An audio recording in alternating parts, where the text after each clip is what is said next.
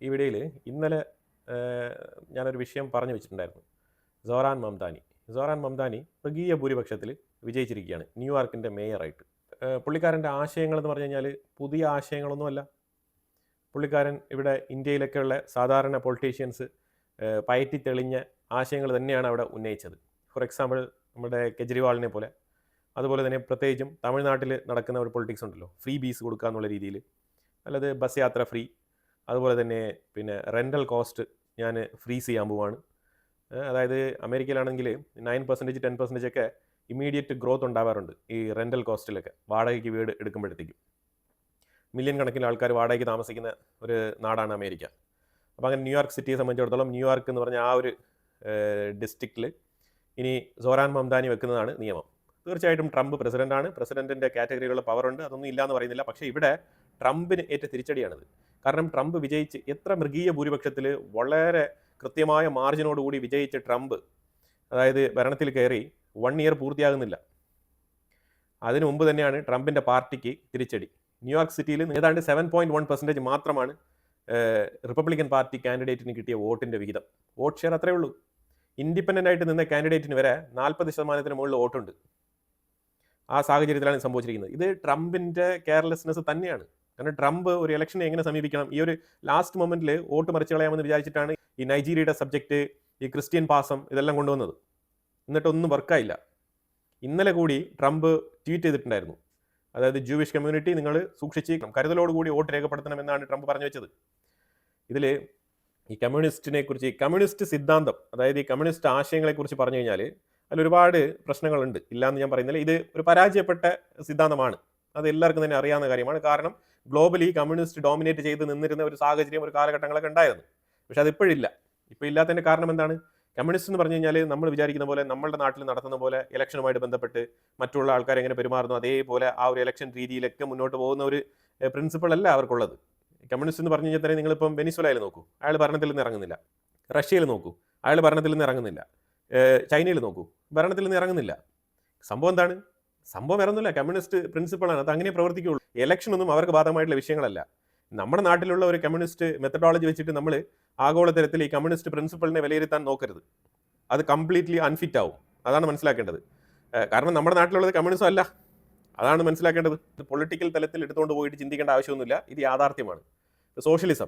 സോഷ്യലിസവും communism തമ്മിൽ യാതൊരു ബന്ധമില്ല എന്നുള്ളതാണ്. ഇത് രണ്ടും പരസ്പരം കൂട്ടിക്കെട്ടാൻ വേണ്ടിയിട്ട് കുറേ കാലങ്ങളായിട്ട് ശ്രമിക്കുന്നുണ്ട്. അതുകൊണ്ടാണ് പരാജയപ്പെടുന്നത്. ഇനി ഇപ്പം സോറാൻ മംദാനി പറഞ്ഞിരിക്കുന്ന വാഗ്ദാനങ്ങളിലേക്ക് പോയി കഴിഞ്ഞാൽ 5 വാഗ്ദാനങ്ങളാണ് പുള്ളി പറഞ്ഞിരിക്കുന്നത്. അതിൽ 3 എണ്ണം വളരെ ഇമ്പോർട്ടൻറ്റ്. കാരണം മറ്റുള്ളത് രണ്ടും ഈ 3-ൽ തന്നെ ഉൾപ്പെടുന്ന പോളിസിയാണ്. പക്ഷേ അത് കുറച്ച് പുള്ളി സെപ്പറേറ്റ് പറഞ്ഞു വെച്ചിരിക്കുന്നേ ഉള്ളൂ. എന്നാൽ നമുക്ക് നോക്കിക്കഴിഞ്ഞാൽ ഇരുന്നാണ്, ഇന്നലെ തന്നെ നമ്മൾ റിസർച്ച് വർക്കൊക്കെ പൂർത്തിയാക്കി വെച്ചിരുന്നതാണ്. പക്ഷേ ഈ വീഡിയോ ഷൂട്ട് ചെയ്യാനുള്ള ടൈം കിട്ടിയില്ല. അപ്പോൾ എന്തായാലും സോറാൻ മംദാനിയെക്കുറിച്ച് ആരും കേരളത്തിൽ വീഡിയോ ചെയ്യാൻ പോകുന്നില്ല എന്ന് എനിക്കറിയാം. അപ്പോൾ അതുകൊണ്ട് തന്നെയാണ് ഞാൻ കുറച്ച് റിലാക്സ് ആയിട്ട് ഒരു വീഡിയോ എടുത്തിടുന്നത്. അതിനുള്ളിൽ പുള്ളി വിജയിക്കുകയും ചെയ്തു. ഞാൻ ഇന്നലെ പറഞ്ഞിട്ടുണ്ടായിരുന്നു 70%-ലധികം സോറാൻ മംദാനിക്ക് മെജോറിറ്റി ഉണ്ട്, മൃഗീയ ഭൂരിപക്ഷം. പുള്ളിയുടെ അപ്രൂവൽ റേറ്റ് വളരെ ഹൈ ആണെന്നുള്ളത് ഞാൻ പറഞ്ഞിട്ടുണ്ടായിരുന്നു. അതിന് കാരണമായി തീർന്നത് വേറെ ഒന്നുമില്ല. അമേരിക്കയിൽ ട്രംപിന്റെ പോളിസി, ഈ താരിഫ് കൊണ്ടുണ്ടായ ഇൻഫ്ലേഷൻ, ഇതൊരു പ്രധാനപ്പെട്ട കാരണമാണ്. പിന്നെ ഈ ഇമിഗ്രന്റുകളുടെ മേളിൽ ട്രംപ് എടുക്കുന്ന നിലപാടുകൾ, ഇതൊക്കെ തന്നെയാണ് പ്രധാനപ്പെട്ട കാരണമായിട്ട് തീർന്നിരിക്കുന്നത്. പിന്നെ മുസ്ലിം വോട്ടുകൾ, ഈ ഗാസയുമായിട്ട് ബന്ധപ്പെട്ട് ട്രംപ് എടുത്ത നടപടി, ഇലക്ഷൻ വിജയിച്ച് വന്നതിന് ശേഷം ഇസ്രായേലുമായിട്ട് എടുത്ത നടപടികൾ, അതിലൊക്കെ തന്നെയാണ് മുസ്ലിം വോട്ടുകൾ കുറേയധികം മാർജിനലൈസ് ചെയ്ത് പോയിട്ടുണ്ട് റിപ്പബ്ലിക്കൻ പാർട്ടിയിൽ നിന്നും. പിന്നെ ഈ ഡെമോക്രറ്റുകൾ എന്ന് പറഞ്ഞാൽ അവർ ഓൾറെഡി തന്നെ ഈ ഒരു ഇസ്ലാമിക് കമ്മ്യൂണിറ്റിയുമായിട്ട് കുറച്ച് ബന്ധമുള്ള ആൾക്കാർ തന്നെയാണ്. അപ്പോൾ അതുകൊണ്ട് ഡെമോക്രറ്റുകൾക്ക് അവർ വോട്ട് കുത്തും, അതിൽ യാതൊരു ഡൗട്ടും ഇല്ല. അമേരിക്കയെ സംബന്ധിച്ചിടത്തോളം ഇന്ത്യയെ പോലെ അല്ലല്ലോ, ഓപ്ഷൻ ഇല്ല. ഒന്നെങ്കിൽ റിപ്പബ്ലിക്കൻസ് അല്ലെങ്കിൽ ഡെമോക്രറ്റ്, രണ്ടിലൊന്നിൽ എന്തായാലും തീരുമാനിച്ചേ പറ്റൂ. 3 സ്ഥലങ്ങളിലാണ് ഇലക്ഷൻ നടന്നത്, ന്യൂയോർക്ക്, ന്യൂജേഴ്സി, അതേപോലെ തന്നെ വിർജീനിയ. പക്ഷേ ഈ 3 സ്ഥലത്തും റിപ്പബ്ലിക്കൻ കാൻഡിഡേറ്റ്സ് നിരുപാധികം പരാജയപ്പെട്ടിരിക്കുകയാണ്. എന്താണ് കാരണം? 3 സ്ഥലങ്ങളിൽ പരാജയപ്പെടാൻ എന്താണ് കാരണം? ഇവർ റൂളിംഗ് പാർട്ടിയല്ലേ. ഇതാണ് ട്രംപിന്റെ പരാജയം. ശരിക്കും ട്രംപിന്റെ പരാജയം എന്ന് തന്നെയാണ് വിലയിരുത്തുന്നത്. ഇതിപ്പം പലരും വിചാരിക്കും, അതായത് ഇത് ഡെമോക്രാറ്റിക് സപ്പോർട്ടീവ് മീഡിയയുടെ നെറേറ്റീവ് ആണെന്നൊക്കെ പലരും വിചാരിക്കും. പക്ഷേ റിയാലിറ്റി എന്താണ്? റിയാലിറ്റി ട്രംപിന്റെ പാർട്ടി പരാജയപ്പെട്ടു, അത് തന്നെയാണ് സംഭവം. അത് പറയുമ്പോഴത്തേക്കും പിന്നെ ഇത് ഡെമോക്രാറ്റിക് മീഡിയ ചായ്വുള്ളതാണ്, ഇതാണെന്ന് പറഞ്ഞിട്ട് കാര്യമൊന്നുമില്ല.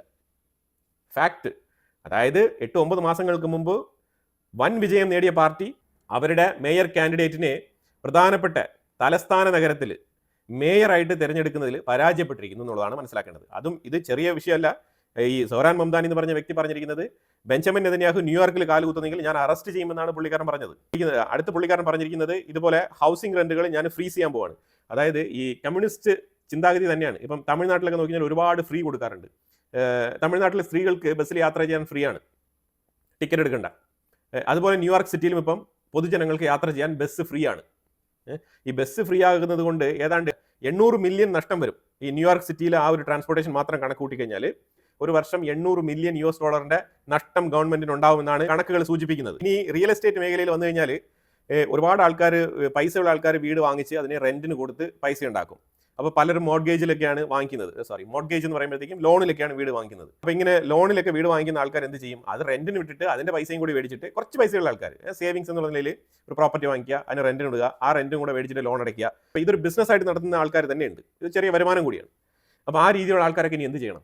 ഈ റെന്റൽ കോസ്റ്റ് ഉയർത്താൻ കഴിയില്ല. അതേസമയം ഈ വീടിന്റെ മെയിൻ്റനൻസ്, അതിന്റെ പൈപ്പ് കണക്ഷൻസ്, അതിൽ എന്തെങ്കിലും ഡാമേജ് ഉണ്ടായാലോ ഇതുമാതിരിപ്പെട്ട കാര്യങ്ങളെല്ലാം തന്നെ നോക്കേണ്ടത് ഈ ലാൻഡ് ലോഡാണ്, ഈ വീട്ടുടമയാണ്. അപ്പോൾ ഈ ലാൻഡ് ലോഡ്, അപ്പോൾ ഇതേമാതിരി പൈസയുള്ള ആൾക്കാരെയൊക്കെ ഇതൊരു തരത്തിൽ ഈ സോഷ്യലിസം എന്ന് പറയുന്ന കണക്ക് ഒരു കമ്മ്യൂണിസ്റ്റ് ചിന്താഗതിയിൽ നിന്ന് രൂപപ്പെട്ട് വരുന്ന ബേസിക് ഐഡിയോളജിയാണ് ഇതൊക്കെ. ഈ കാലങ്ങളായിട്ട് ഈ ടെക്നിക്ക് പൊളിറ്റിക്സിൽ ഉപയോഗിക്കപ്പെടുന്നുണ്ട്.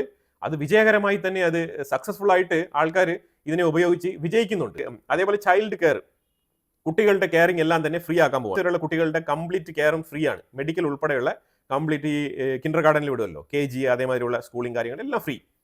അപ്പോൾ അങ്ങനെ ഒരു സംവിധാനം സോഹ്റാൻ മംദാനി കൊണ്ടുവരുമ്പോഴത്തേക്കും ഇന്ത്യൻ പൗരന്മാർ എന്നുള്ള നിലയിൽ നിങ്ങളോട് ഒരു കാര്യം ഞാൻ സൂചിപ്പിക്കാൻ ആഗ്രഹിക്കുന്നത്, there is nothing free in the world. മനസ്സിലായോ? ഒന്നും ഫ്രീ അല്ല ഈ ലോകത്ത്, ഒന്നും ഫ്രീ അല്ല. അതാണ് യാഥാർത്ഥ്യം. എല്ലാത്തിനും ഒരു കോസ്റ്റ് ഉണ്ട്. ആ കോസ്റ്റ് ആര് പേ ചെയ്യുന്നു എന്നുള്ളതിൽ മാത്രമാണ് വ്യത്യാസം വരുന്നത്. ഫോർ എക്സാമ്പിൾ, ബസ്സിന്റെ കാര്യത്തിൽ ഞാൻ ട്രാൻസ്പോർട്ടേഷൻ ന്യൂയോർക്കിൽ ഫ്രീ ആക്കി കൊടുത്തു കഴിഞ്ഞാൽ ഒരു വർഷം $800 മില്യൺ നഷ്ടം വരും എന്ന് പറഞ്ഞു കഴിഞ്ഞാൽ ഇതാരാണ് ഈ കോസ്റ്റ് ബിയർ ചെയ്യാൻ പോകുന്നത്? ഈ കോസ്റ്റ് മീറ്റ് ചെയ്യാൻ പോകുന്നത് അമേരിക്കയിലെ ടാക്സ് പേയേഴ്സ് ആണ്. അമേരിക്കയിലെ ടാക്സ് പേയേഴ്സ് ആണ് ഇത് പേ ചെയ്യാൻ പോകുന്നത്. അപ്പോൾ ഇത് വേറെ എവിടെയോ ഉപയോഗിക്കേണ്ട ഫണ്ട് ഇവർ ഇങ്ങോട്ട് വകതിരിച്ച് ചെലവാക്കേണ്ട സാഹചര്യത്തിലേക്ക് ഇവർ നിർബന്ധിതരാവുകയാണ്. കെജ്രിവാളിനെ പറ്റിയ അബദ്ധം അറിയാമല്ലോ. അതായത് നമ്മൾ എവിടെയെങ്കിലൊക്കെ ഫ്രീ കൊടുക്കുമ്പോൾ അതിന്റെ ഫണ്ട് എവിടെയെങ്കിലും കണ്ടെത്തണം. ബസ് ഫ്രീ ആയിട്ട് ഓടില്ല, ബസ്സിൽ അടിക്കേണ്ട ഫ്യൂവൽ ഫ്രീ ആയിട്ട് കിട്ടത്തില്ല, ബസ് ഫ്രീ ആയിട്ട് സഞ്ചരിക്കില്ല. ഈ ജനങ്ങളുടെ പോക്കറ്റിൽ നിന്ന് മേടിക്കേണ്ട പൈസ വേറെ ആരുടെയോ കയ്യിൽ നിന്ന് വാങ്ങിക്കുന്നു. അതാണ് അതിന്റെ യാഥാർത്ഥ്യം. ഇതിനെ മറച്ചു വെച്ചുകൊണ്ടാണ് ജനങ്ങൾക്ക് ഫ്രീ എന്നൊക്കെ പറഞ്ഞുകൊണ്ട് ഇങ്ങനെ ഫേക്ക് ആയിട്ടുള്ള വാഗ്ദാനങ്ങളൊക്കെ കൊടുത്തുകൊണ്ട് ജനങ്ങളെ പറ്റിക്കുകയാണ്. ഇത് കാലങ്ങളായിട്ട് നടന്നുകൊണ്ടിരിക്കുന്ന തട്ടിപ്പാണ്.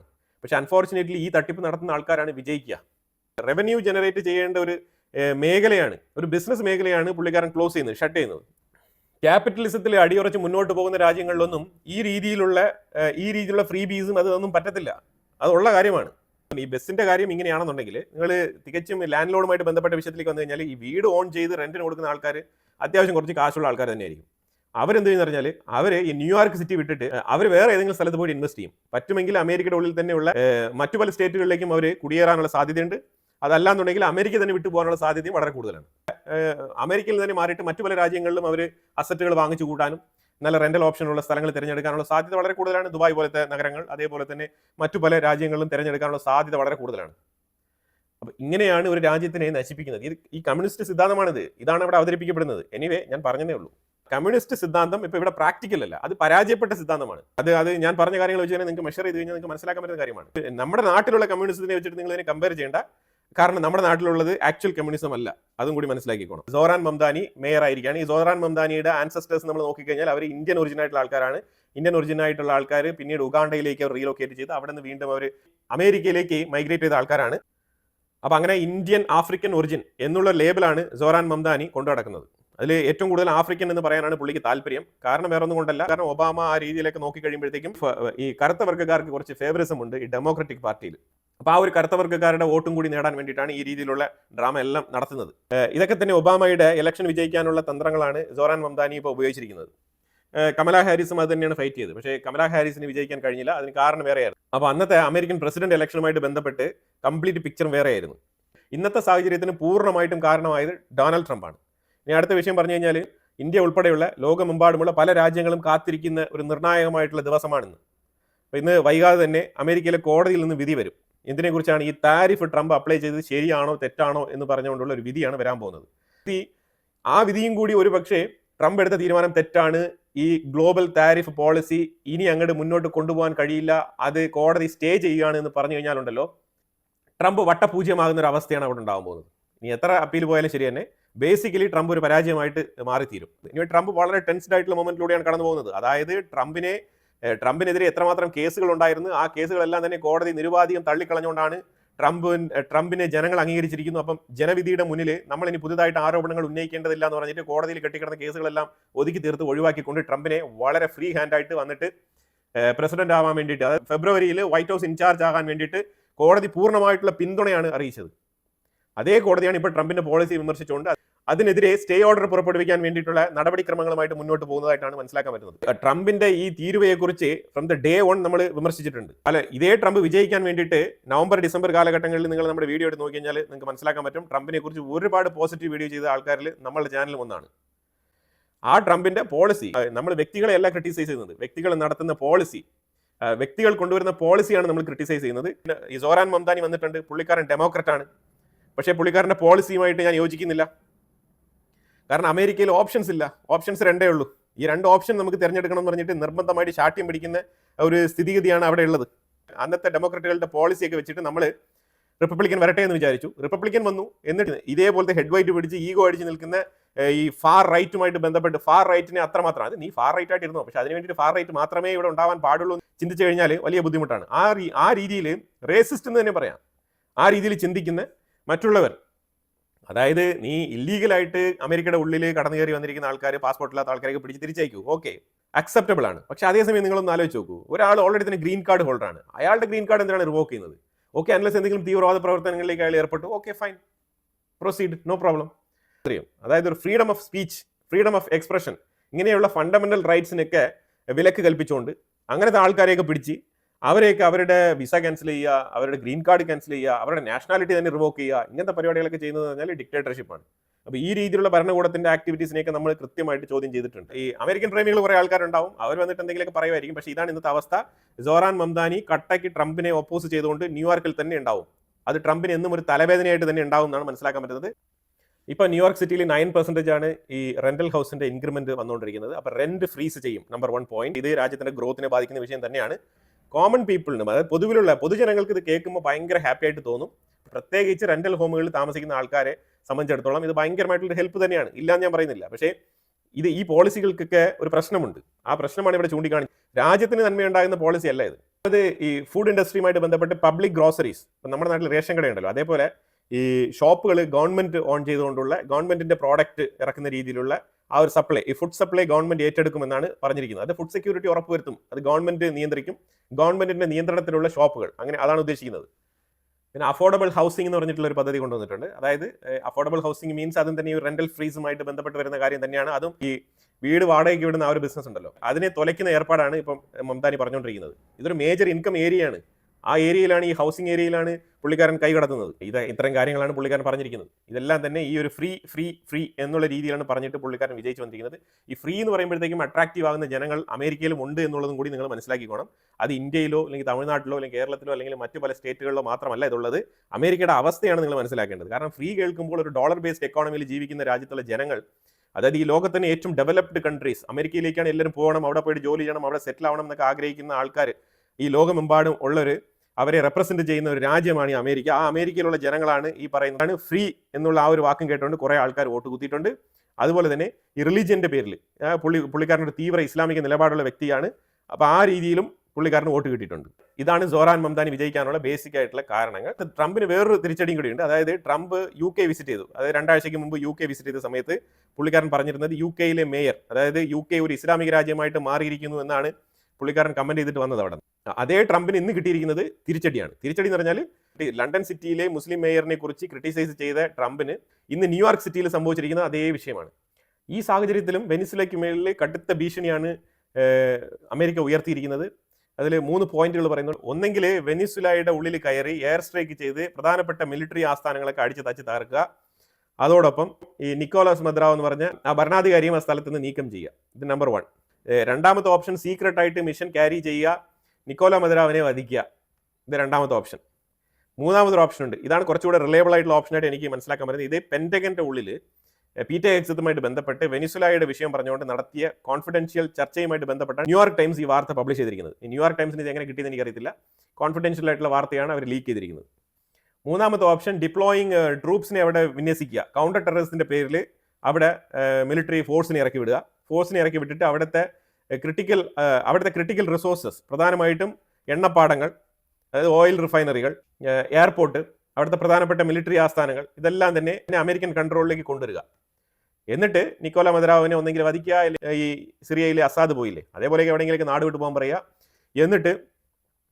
എന്നിട്ട് ഈ നൊബേൽ സമ്മാനം വാങ്ങിച്ച ലേഡി ഉണ്ടല്ലോ, മച്ഡാവോ, പുള്ളിക്കാരെ വിളിച്ചിട്ട് കസേരയും കൊടുക്കുക. ഇത് നമ്പർ 1. ഇപ്പോൾ യൂനസ് കയറി ഇരുന്ന് ഭരിക്കുന്നുണ്ടല്ലോ ബംഗ്ലാദേശിൽ, അതേപോലെ ആക്കി തീർക്കുക. എൻ്റെ ഒരു അഭിപ്രായത്തിൽ ഇതാണ് ഏറ്റവും സ്യൂട്ടബിൾ ആയിട്ടുള്ള പ്ലാനായിട്ട് അമേരിക്ക എസ്കലേറ്റ് ചെയ്യാനുള്ള സാധ്യതയുള്ള ഒരു പ്ലാൻ. ഈ മൂന്നാമത് ഞാൻ പറഞ്ഞ പ്ലാൻ, എണ്ണപ്പാടങ്ങളും കാര്യങ്ങളെല്ലാം അമേരിക്കയുടെ കയ്യിൽ കിട്ടും. അതാണ് ഏറ്റവും സ്യൂട്ടബിൾ ആയിട്ട് സെലക്ട് ചെയ്യാൻ പോകുന്ന ഓപ്ഷനായിട്ട് എനിക്ക് വായിച്ചപ്പോൾ മനസ്സിലാക്കാൻ പറ്റിയത്. അപ്പോൾ അങ്ങനെ റഷ്യ ഇതിനെതിരെ രംഗത്ത് വന്നിട്ടുണ്ട്. വെനിസുലയ്ക്ക് ഓർസനിക് മിസൈൽ സിസ്റ്റം കൈമാറാൻ തയ്യാറാണെന്ന് പറഞ്ഞുള്ള സ്റ്റേറ്റ്മെൻ്റാണ് റഷ്യ പറഞ്ഞിരിക്കുന്നത്. അതായത് ഇത് ജസ്റ്റ് ഒരു സ്റ്റേറ്റ്മെൻ്റ് ആണ്. ഇതിനകത്ത് റഷ്യ പറഞ്ഞിരിക്കുന്നത് ഇത് അണുവായുധമൊന്നുമല്ല, ഓർസനിക് മിസൈലാണ്. കൺവെൻഷണൽ വാറിൽ ഉപയോഗിക്കാൻ പറ്റുന്ന മിസൈലുകൾ തന്നെയാണ്. കുറച്ച് ലോങ് റേഞ്ച് ആണ്, അതുകൊണ്ട് എഫക്റ്റീവായിട്ട് അവർക്ക് ഉപയോഗിക്കാനും പറ്റും. സോ അതുകൊണ്ട് വെനിസുലയ്ക്ക് വേണ്ടി വന്നാൽ ഓർസനിക് മിസൈൽ കൈമാറാൻ തയ്യാറാണെന്നാണ് റഷ്യ പറഞ്ഞിരിക്കുന്നത്. എനിവേ, ഇതാണ് അമേരിക്കയുമായിട്ട് ബന്ധപ്പെട്ട് പുതുതായിട്ട് ഡെവലപ്പ് ആയിരിക്കുന്ന വാർത്തകൾ. ഇതിനെക്കുറിച്ചുള്ള അഭിപ്രായങ്ങൾ കമന്റ് ബോക്സിൽ രേഖപ്പെടുത്തുക. തീർച്ചയായിട്ടും ട്രംപിൻ്റെ താരിഫുമായിട്ട് ബന്ധപ്പെട്ട് കോടതി വിധി വരുമ്പോഴത്തേക്കും അത് ഞാൻ അടുത്ത വീഡിയോയിൽ അപ്ഡേറ്റ് ചെയ്യാം. Thank you so much.